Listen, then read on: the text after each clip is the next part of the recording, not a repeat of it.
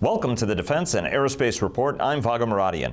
We recently attended the Center for a New American Security's Evolving the Future Force event in Washington, D.C., where the think tank launched its new report, Building the Future Force, Guaranteeing American Leadership in a Contested Environment, which recommends how the U.S. military can maintain its technological edge.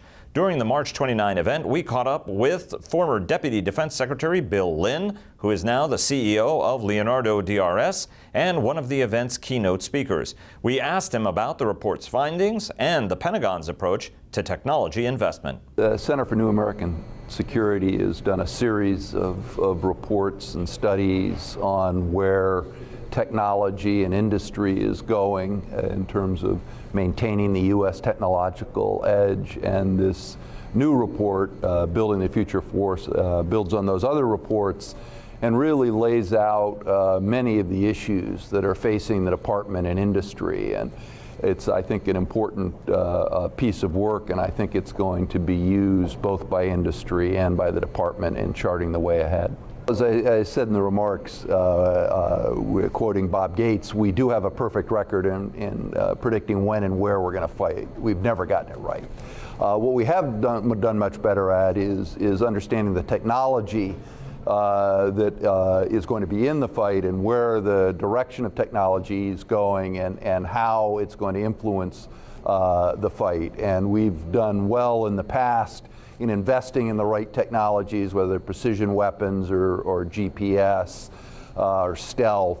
And the goal, and what's identified in this report, is to do equally well going forward, whether it's autonomous weapons or artificial intelligence, 3D printing, to make similarly targeted investments that will ensure that our fighting forces retain that technological advantage. I think the department's well aware of the challenges, and I think some of the leadership that came from people like Bob Work with the third offset, and now Jim Mattis carrying that on, Ash Carter setting up DIUX, and again Jim Mattis and Pat Shanahan carrying those on and trying to take them to the next level. I think the department's well aware of the need to stay ahead of these technological trends.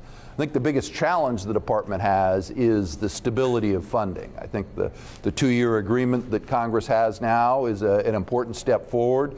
I think where we need to go now is to extend that further into the future so the department is able to plan its technological trajectory on a much more firm foundation. Well, I think they've sat down, I think, and very carefully laid out the kinds of technologies in terms of artificial intelligence, autonomous operations, man-machine interface. So I think that they've laid out the major areas. The challenge now, I think, is to identify the particular investments.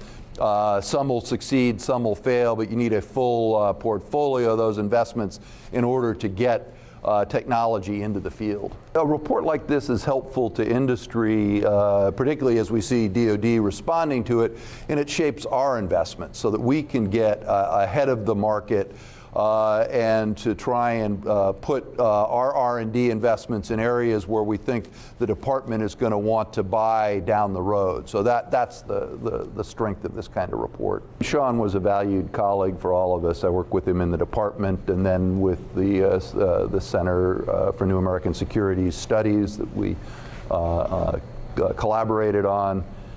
He's going to be a big loss. To lose someone like Sean, who was such a great mind, such a great person in the middle of life, at this middle of his career, is a big loss. And I think the study that he's produced is a fitting legacy for him. It's a study that's going to be read widely. It's going to be used. It's the heart of the kind of work he did, and as I said, he will be missed. Well, I think the omnibus gives a 2-year breather for the constant fights over the budget. I think that's an important piece of stability, island of stability for both the department and industry. I think it's going to let people plan better and to be more efficient in the resources, and hopefully they'll be able to get a subsequent agreement as this one runs out.